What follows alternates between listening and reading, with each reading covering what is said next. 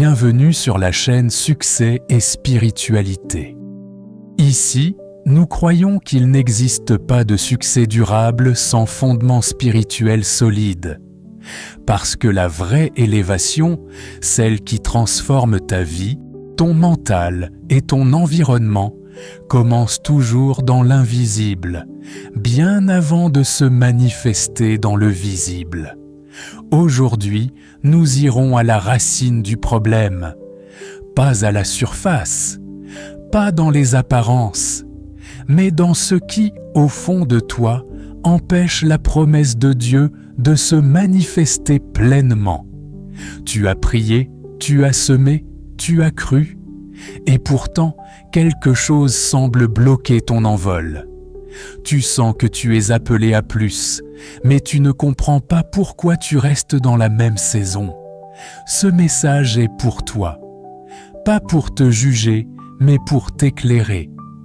Pas pour t'accuser, mais pour te libérer.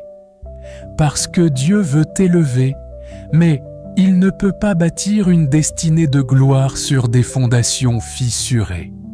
Peut-être que tu regardes cette vidéo fatigué, épuisé de faire des efforts sans voir de résultats. Tu te dis « Seigneur, qu'est-ce que je ne fais pas bien? Pourquoi ma prière semble sans effet ?» Ce que tu ressens, ce n'est pas un échec spirituel. C'est une invitation à comprendre ce qui se passe dans le monde invisible. Dieu t'aime trop pour te laisser avancer avec des chaînes que tu ne vois pas. Alors aujourd'hui, il t'invite à une délivrance silencieuse mais puissante, celle de l'auto-sabotage spirituel. Parce que souvent, ce n'est pas le diable qui nous bloque, c'est ce que nous tolérons, ce que nous justifions ou ce que nous refusons de confronter en nous. Je sais de quoi je parle. J'ai moi aussi connu une saison de blocage total. J'étais dans la prière, dans le service, dans la recherche de Dieu, et pourtant rien ne bougeait. Les portes restaient fermées. Les opportunités se détournaient. Les efforts semblaient vains. Je pensais que j'étais attaqué, que c'était une épreuve extérieure. Mais un jour, Dieu m'a fait comprendre que le combat n'était pas autour de moi, mais en moi. Sans le savoir, j'étais en train de construire mes propres murs, des murs d'orgueil, de résistance, de peur et d'incompréhension. Je demandais à Dieu d'agir, mais je ne réalisais pas que certains blocages venaient de mes propres attitudes spirituelles.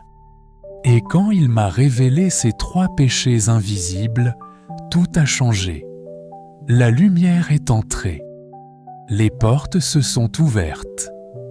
Et j'ai compris que l'élévation divine n'est pas une question de temps, mais une question de préparation intérieure.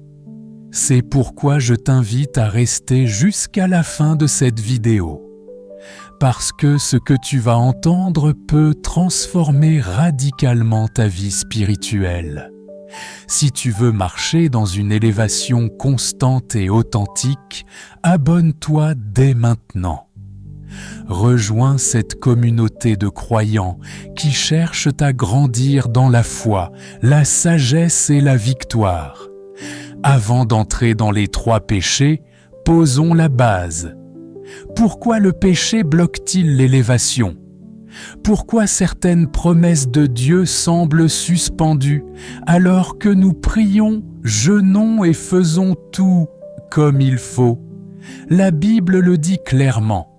Ce sont vos fautes qui mettent une séparation entre vous et votre Dieu. Ésaïe 59:2. Chaque fois que nous gardons un péché non confessé, chaque fois que nous refusons de traiter une mauvaise attitude, c'est comme si nous érigeons un mur spirituel entre le ciel et nous. Dieu veut t'élever, mais il ne construira jamais sur un terrain fissuré. Alors aujourd'hui, il vient restaurer les fondations. parce que ce que Dieu bâtit, il le bâtit pour durer. Et ton élévation, quand elle viendra, ne sera pas un feu de paille, mais un témoignage solide de sa grâce et de sa puissance. Tu vois, avant d'élever un homme ou une femme, Dieu commence toujours par exposer ce qui bloque l'intérieur. Et la première chose qu'il met en lumière, c'est l'illusion de la souveraineté. Cette petite voix qui dit « Je n'ai besoin de personne, je peux tout gérer, je contrôle ma vie », mais cette voix, c'est souvent le premier mur invisible entre toi et ton élévation divine. Entrons maintenant dans le premier péché, le péché de la souveraineté, l'orgueil subtil. Le premier mur invisible qui bloque ton élévation, c'est le péché de souveraineté. Ce n'est pas l'orgueil bruyant, celui qu'on reconnaît tout de suite. C'est un orgueil silencieux, raffiné, bien habillé, souvent déguisé en réussite, en connaissance ou même en piété. C'est croire au fond de toi que tout vient de toi. C'est prier sans dépendre, travailler sans consulter, réussir sans rendre gloire. Tu vois, ce péché est dangereux parce qu'il ne fait pas de bruit. Il s'installe doucement jusqu'à ce que Dieu ne soit plus ton centre mais ton accessoire. Tu dis encore « Seigneur », mais ton cœur dit « Je gère ». L'orgueil subtil ne crie pas, il pense en silence. Tu ne dis pas « Je n'ai pas besoin de Dieu », mais tu vis comme si tu n'avais pas besoin de lui. Tu pries quand c'est urgent, tu consultes Dieu quand tu n'as plus le choix, et tu remercies seulement quand tout s'arrange. Mais Dieu, lui, regarde le cœur, et il sait si tu dépends vraiment de lui, ou si tu veux juste qu'il valide ce que tu as déjà décidé. Souviens-toi du roi Saül, un homme choisi, oint, béni pour régner sur Israël. Mais un jour, Samuel tardait à venir. Alors Saül a pris les choses en main. Il a dit « Le prophète tarde, l'armée s'impatiente, je vais offrir moi-même le sacrifice. » Ce geste semblait logique, même spirituel. Mais Dieu l'a vu comme un acte d'indépendance. Samuel lui a dit « L'Éternel t'aurait établi roi à jamais, mais ton règne ne durera pas. » 1 Samuel 13 à 14. Tu vois, l'orgueil subtil ne se cache pas dans la rébellion ouverte. Il se cache dans les bonnes intentions non soumises à Dieu. Saül voulait bien faire, mais en agissant sans Dieu, il s'est disqualifié de sa destinée. Aujourd'hui encore, beaucoup tombent dans ce piège. On prie, on jeûne, on sert à l'église, mais on veut tout contrôler. On fait des choses pour Dieu, mais pas avec Dieu. Jésus a dit « Ce peuple m'honore des lèvres, mais son cœur est éloigné de moi. » Matthieu 15:8. Tu peux être actif dans la foi et pourtant éloigné du cœur de Dieu. Parce que ce péché ne se voit pas dans tes actes, mais dans ta posture intérieure. C'est quand tu commences à penser « Ma discipline m'a élevé ». Mon intelligence m'a ouvert les portes, mes efforts m'ont récompensé. Et tu oublies que tout vient de Dieu. C'est lui qui t'a donné la respiration, le courage, la santé, la paix. Combien d'entre nous oublient de dire « Seigneur, sans toi, je ne suis rien ». Tu veux savoir si ce péché agit en toi? Écoute bien, tu pries moins quand tout va bien. Tu décides avant de demander. Tu attribues tes succès à toi, mais tes échecs à Dieu. Tu as du mal à dire « j'ai besoin d'aide ». Tu n'arrives plus à demander pardon. Tu veux tout contrôler. L'orgueil subtil, c'est quand tu deviens ton propre plan de secours. Imagine cette personne qui a tout. Emploi stable, influence, vision claire. Elle prie au début, mais quand les choses marchent, elle ne prie plus, ne consulte plus, ne rend plus gloire. Petit à petit, son cœur se remplit de « moi ». C'est moi qui ai réussi. C'est moi qui ai bâti cela. Et c'est là que la faveur commence à s'éteindre.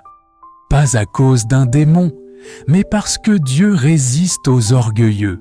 Jacques 4,6. Dieu ne peut pas cohabiter avec un cœur qui veut tout contrôler, parce qu'il ne partage pas sa gloire. Regarde Nabuchodonosor, un roi puissant, respecté, glorieux. Un jour il a dit « N'est-ce pas moi qui ai bâti Babylone par la force de ma puissance pour la gloire de ma majesté ?» Et Dieu l'a frappé, il a perdu sa royauté et a vécu comme une bête, mangeant l'herbe du champ pendant 7 ans. Pourquoi ? Parce qu'il avait oublié que tout pouvoir vient de Dieu. Chaque fois que tu crois que tu es l'origine de ta bénédiction, tu t'éloignes de la source de ta force. Mais Dieu ne révèle jamais un péché pour te condamner. Il le révèle pour te guérir. Et la guérison ici s'appelle l'humilité active. L'humilité, ce n'est pas te rabaisser, c'est reconnaître que tout vient de lui. C'est choisir de dépendre, de dire chaque matin « Seigneur, sans toi, je ne peux rien faire ». Même Jésus, le Fils de Dieu, a dit « Le Fils ne peut rien faire de lui-même ». Jean 5, 19. S'il a choisi la dépendance, toi aussi, choisis-la chaque jour. Voici un petit exercice, mais d'une puissance immense. Note 5 choses pour lesquelles tu es reconnaissant aujourd'hui. La gratitude abat l'orgueil à la racine. Chaque « Merci Seigneur » est une déclaration de dépendance. Dis-le maintenant. Seigneur, merci pour ma respiration. Merci pour la paix dans mon cœur. Merci pour la force de continuer. Merci pour les portes que tu as ouvertes.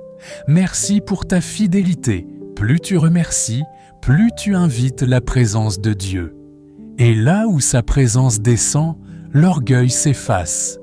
Souviens-toi, ce n'est pas ta performance qui attire Dieu, c'est ta dépendance.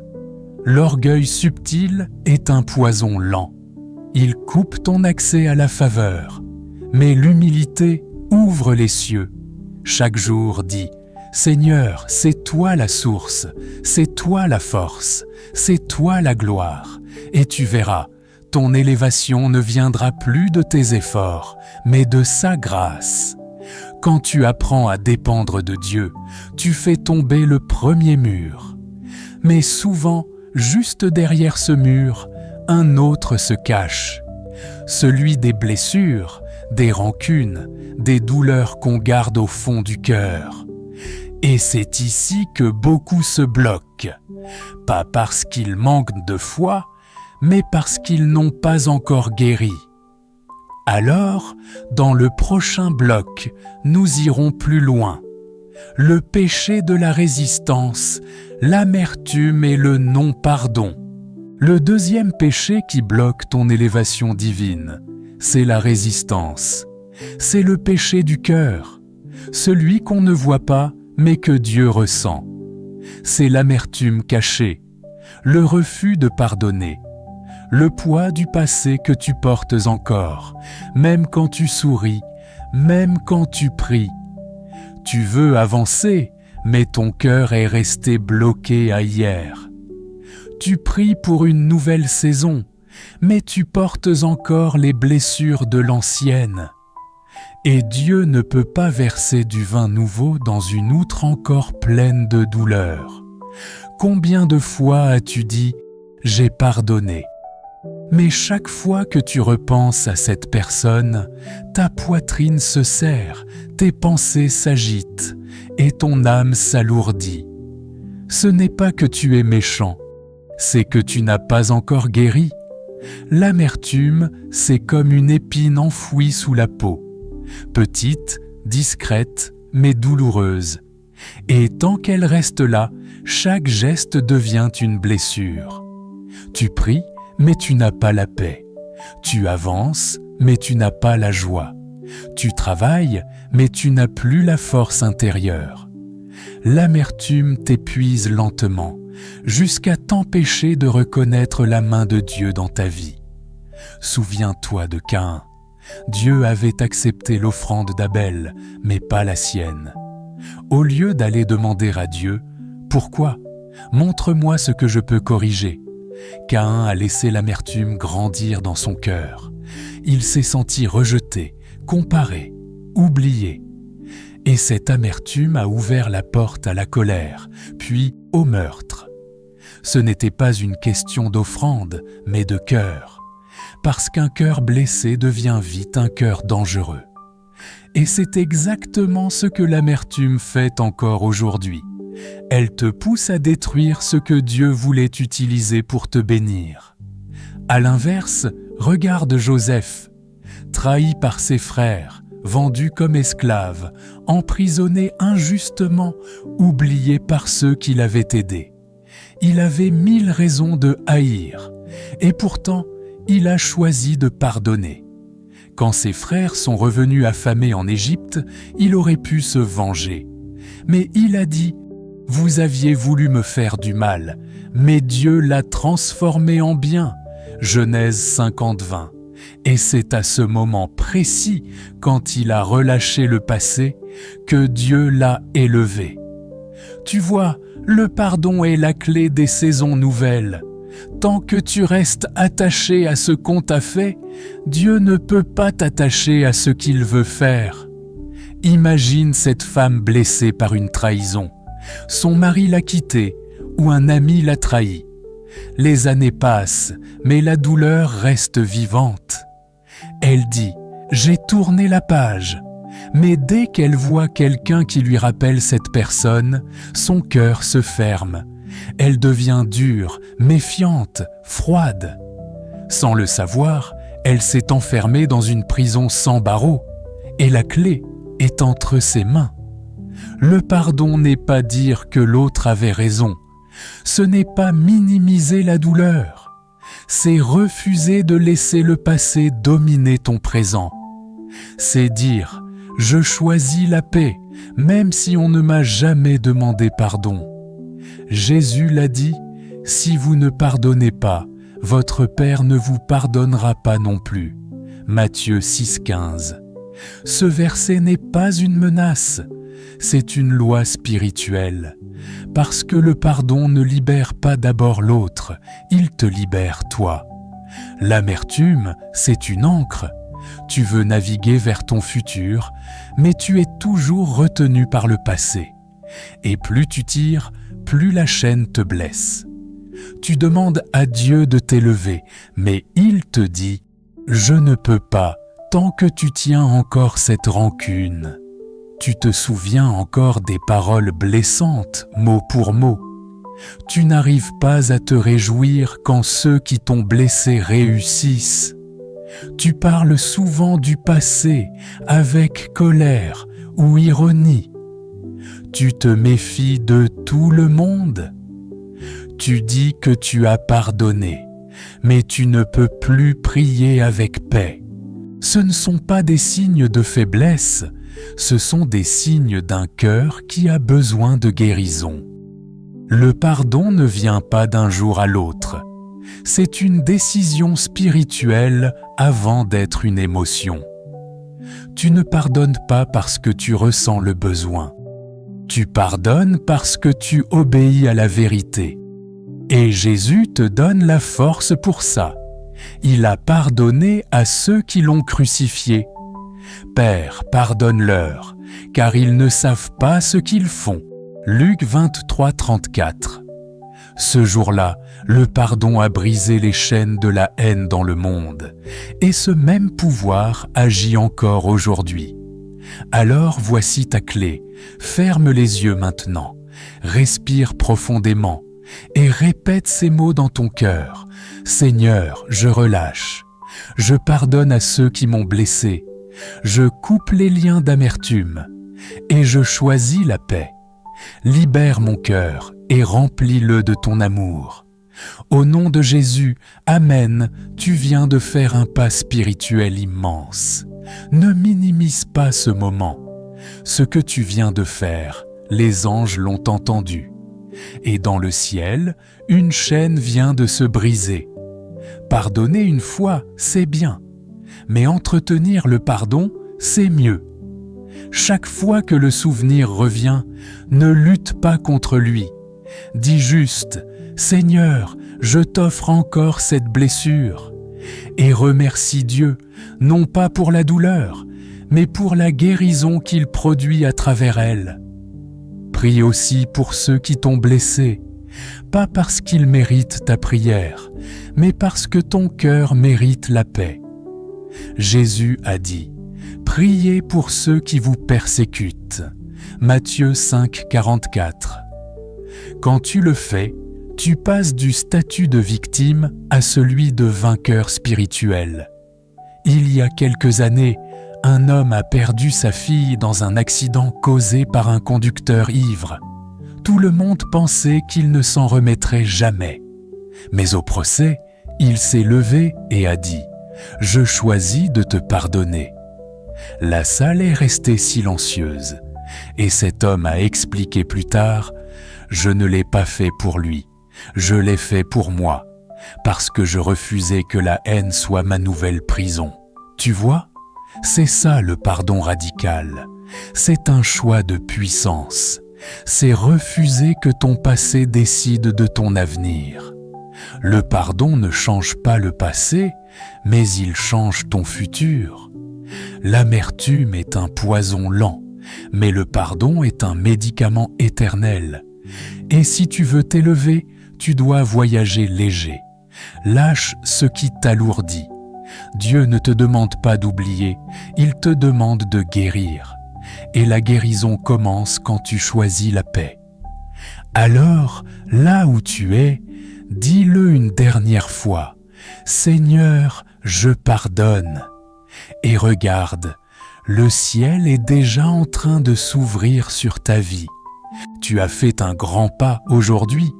Le mur du passé est tombé. Mais il en reste un dernier. Un mur plus subtil, plus silencieux, mais tout aussi destructeur.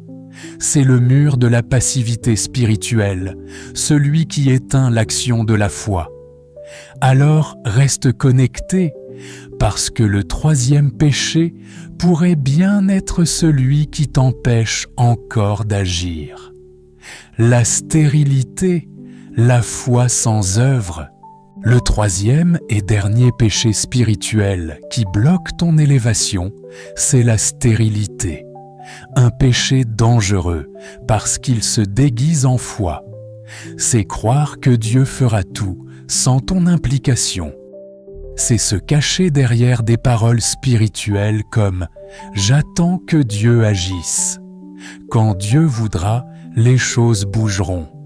Mais la vérité, c'est que Dieu attend que toi tu bouges. La Bible dit clairement « La foi sans les œuvres est morte ». Jacques 2,26. Cela veut dire que tu peux prier, déclarer, prophétiser, et pourtant, si tu ne poses aucun acte, ta foi reste stérile. La stérilité spirituelle n'est pas un manque de prière, c'est un manque d'action. C'est prier pour une porte, mais ne jamais frapper. C'est demander une récolte, mais ne jamais semer. C'est croire aux promesses, mais ne jamais faire le premier pas. La passivité zélée, c'est cette attitude religieuse qui te donne l'impression d'être spirituel, alors que tu es juste immobile. Tu dis « Je laisse tout entre les mains de Dieu ». Mais Dieu t'a déjà donné des mains pour agir. Tu dis « Le Seigneur va pourvoir ». Mais Dieu t'a déjà confié des talents à multiplier. Tu dis « J'attends sa volonté ». Mais sa volonté est déjà écrite dans sa parole. Allez, travaillez pendant qu'il est jour. Jean 9,4. Ce péché est redoutable car il est souvent habillé de piété. Tu crois être patient, mais tu es juste paralysé. Tu crois être spirituel, mais tu es figé par la peur, le doute ou la paresse déguisée. Souviens-toi de la parabole des talents. Le maître a confié à 3 serviteurs des ressources selon leur capacité. L'un en a reçu 5, l'autre 2, et le dernier un seul. Les 2 premiers ont travaillé, ils ont multiplié ce qu'ils avaient. Mais le troisième a dit « Seigneur, j'ai eu peur, et j'ai caché ton talent dans la terre. » Matthieu 25, 25. Regarde bien, il n'a pas gaspillé, il n'a pas volé, il n'a pas fui. Il a simplement rien fait. Et pourtant, c'est lui qui a été condamné. Pourquoi ? Parce que Dieu préfère un fils qui essaye et échoue qu'un serviteur qui n'essaie jamais. Le Seigneur lui a dit « Serviteur mauvais et paresseux » Matthieu 25, 26. Ce n'était pas une insulte, c'était un verdict spirituel, car l'inaction, aux yeux de Dieu, est une désobéissance silencieuse. À l'inverse, regarde Pierre.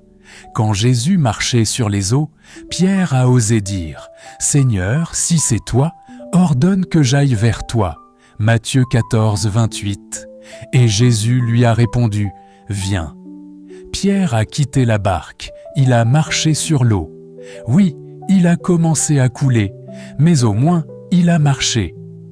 Les autres sont restés dans la barque, en sécurité, dans leur confort spirituel. Eux n'ont jamais expérimenté le miracle.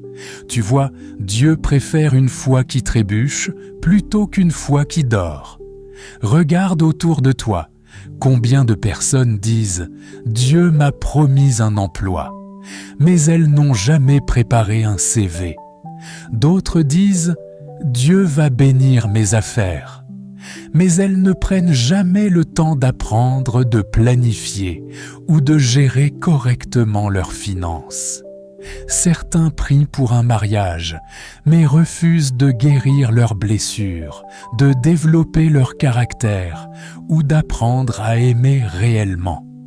Et après, ils disent « Le temps de Dieu n'est pas encore arrivé ». Mais parfois, ce n'est pas le temps de Dieu qui tarde, c'est ton obéissance qui retarde son plan. Tu veux savoir si tu es tombé dans ce piège ? Voici quelques signes clairs. Tu pries beaucoup, mais tu n'agis pas. Tu as plein d'idées, mais jamais de plan. Tu attends toujours le bon moment. Tu t'excuses souvent avec des phrases comme « Je sens que ce n'est pas encore le moment ». Tu remets toujours à demain ce que tu devais faire aujourd'hui. Tu as peur d'échouer, alors tu préfères ne pas essayer. Tout cela, c'est la stérilité spirituelle. C'est la foi sans semence, l'espérance sans action. Dans Luc 17, 12, dit lépreux viennent vers Jésus. Ils crient « Jésus, aie pitié de nous ». Et Jésus leur dit simplement « Allez vous montrer au prêtre ». Luc Seventine Fourtine. Il n'a pas prié pour eux, il n'a pas imposé les mains. Il leur a donné une instruction. Et la Bible dit « Pendant qu'ils y allaient, ils furent guéris ». Pas avant, pendant qu'ils marchaient. C'est dans l'obéissance en mouvement que le miracle s'est manifesté. Alors écoute bien, la foi, ce n'est pas attendre, c'est avancer pendant qu'on attend. Dieu ne bénit pas les intentions, il bénit les actions nées de la foi. Cette semaine, établis ton plan d'action. Prie d'abord pour connaître la direction de Dieu. Demande-lui, « Seigneur, quel est le pas que tu veux que je fasse maintenant ?» Ensuite, agis, même petit pas après petit pas, parce que le mouvement attire la faveur. Quand Dieu voit que tu bouges, il multiplie tes efforts. Quand il voit que tu oses, il amplifie ta grâce. Mais tant que tu restes immobile, le ciel reste silencieux. Un jour, un jeune homme priait pour que Dieu bénisse ses études. Chaque jour, il disait « Seigneur, donne-moi la sagesse ». Mais il ne révisait jamais ses cours. Il disait « Je crois que le Saint-Esprit me rappellera tout. » Et le jour de l'examen, il a réalisé que le Saint-Esprit ne rappelle que ce que tu as appris. Tu vois, la foi ne remplace pas la responsabilité, elle la renforce. Ou encore cette femme qui priait « Seigneur, envoie-moi des clients ». Mais son magasin restait fermé la moitié du temps. Et Dieu lui a dit dans la prière « Tu veux que je t'envoie des clients, mais ta porte est fermée. » Dieu ne bénit pas ce que tu n'as pas commencé. Il bénit ce que tu lui confies en marchant. Dieu dit à Abraham « Quitte ton pays, ta patrie et la maison de ton père vers le pays que je te montrerai. » Genèse 12 ou 1. Remarque bien, Dieu ne lui a pas montré la destination avant le départ. Il lui a juste dit « Pars ». Et la Bible dit « Abraham partit ». C'est ça la foi agissante. Ce n'est pas comprendre avant d'obéir. C'est obéir avant de comprendre. Et c'est cette obéissance en mouvement qui a fait d'Abraham le père de la foi. Alors cette semaine, fais ceci. Choisis un domaine de ta vie où tu attends depuis trop longtemps. Prie et demande à Dieu « Quel est le pas concret que je dois poser cette semaine ?» Ensuite, agis. Même un petit pas, une action simple, mais fais-la. Et tu verras, Dieu fera ce que toi, tu ne pouvais pas faire. Mais il ne fera jamais ce que tu refuses de commencer.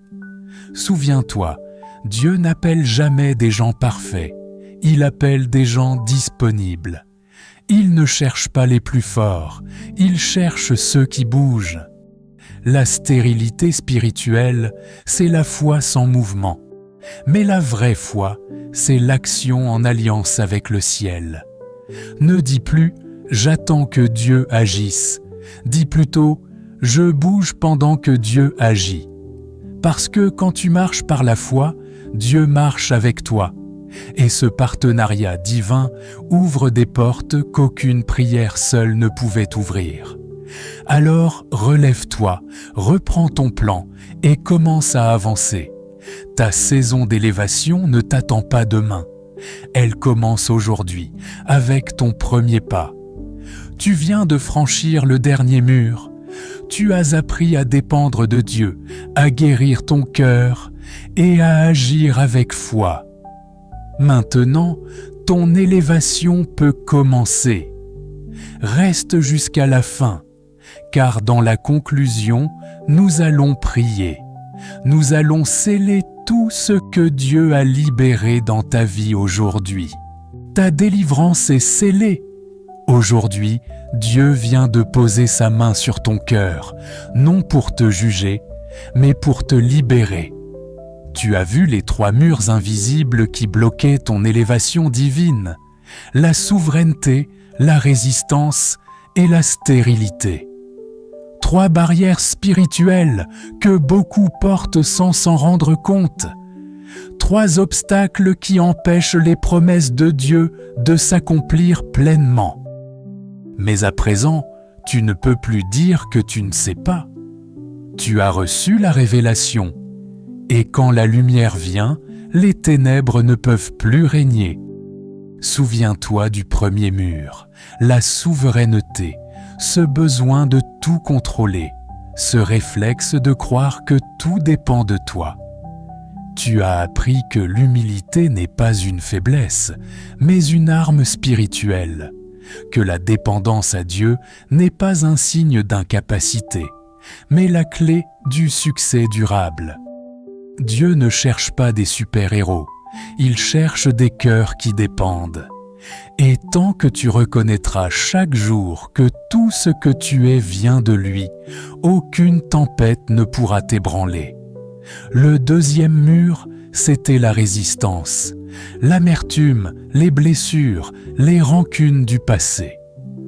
Tu as compris que l'amertume n'est pas un signe de force, mais une prison invisible, et que le pardon n'est pas un oubli, mais une libération. Quand tu choisis de pardonner, tu choisis la vie, tu refuses de laisser le passé gouverner ton avenir. Et même si ton cœur porte encore des cicatrices, souviens-toi, Dieu ne demande pas un cœur parfait, il demande un cœur disposé. Aujourd'hui, tu as ouvert la porte à la guérison. Et Dieu te dit, « Mon enfant, maintenant tu peux avancer. » Et enfin, le troisième mur, la stérilité. Cette foi immobile, qui prie mais n'agit pas. Tu as compris que Dieu ne bénit pas ce que tu imagines, il bénit ce que tu commences. Que la vraie foi, ce n'est pas attendre que tout soit parfait, c'est avancer pendant qu'on ne voit encore rien. La foi agit, elle bouge, elle construit, elle ose. Et maintenant, Dieu t'appelle à te lever, à planifier, à entreprendre, à poser des actions concrètes.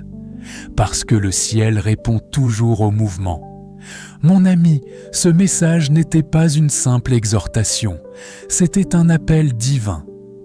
Dieu te prépare à une saison d'élévation, mais il ne veut pas que tu entres dans cette saison avec les chaînes du passé.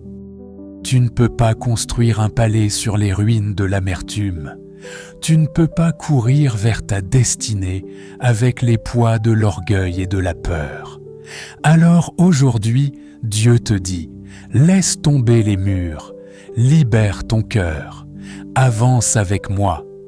Car tout ce que tu viens d'entendre n'est pas une simple leçon, c'est une invitation au changement. Avant de changer ta situation, Dieu veut changer ta disposition. Avant de t'élever devant les hommes, il veut t'élever dans ton âme. Parce que l'élévation extérieure sans transformation intérieure n'est qu'une illusion. Mais quand ton cœur est renouvelé, tout ton environnement finit par s'aligner. Alors ne cours plus après les bénédictions, cours après la présence. Parce que là où Dieu règne, les bénédictions suivent naturellement. Regarde autour de toi. Il y a ceux qui parlent de réussite et ceux qui la vivent.